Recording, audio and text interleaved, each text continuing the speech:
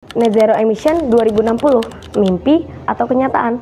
Assalamualaikum warahmatullahi wabarakatuh. Saya Sylvia Tiani Wahono, calon legislatif Parlemen Remaja 2025 Dapil Kalimantan Timur. Menuju target Net Zero Emission, pengelolaan sumber daya yang baik dan bertanggung jawab tidak hanya memberikan keuntungan ekonomi, tetapi juga menjaga keseimbangan lingkungan.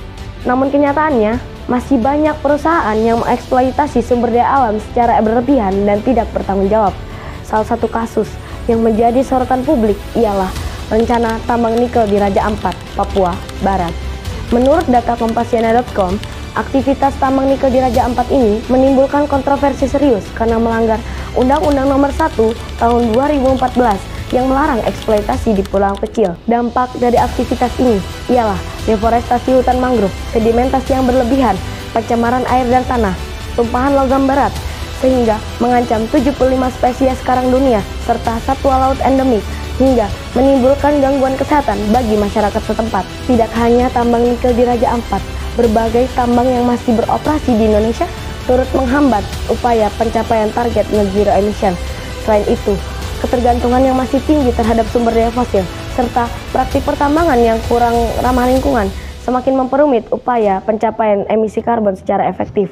Lantas, bagaimana Indonesia mewujudkan target Net Zero Emission jika Indonesia masih sangat bergantung terhadap sumber daya fosil? Berangkat dari permasalahan ini, jika saya diberikan kesempatan untuk menjadi anggota DPR, maka saya akan membangun program Geminas, yakni Generasi Muda Inovasi Nusantara, sebuah program yang akan memberikan pengajaran terkait inovasi dan teknologi khusus jenjang SMA dan perguruan tinggi.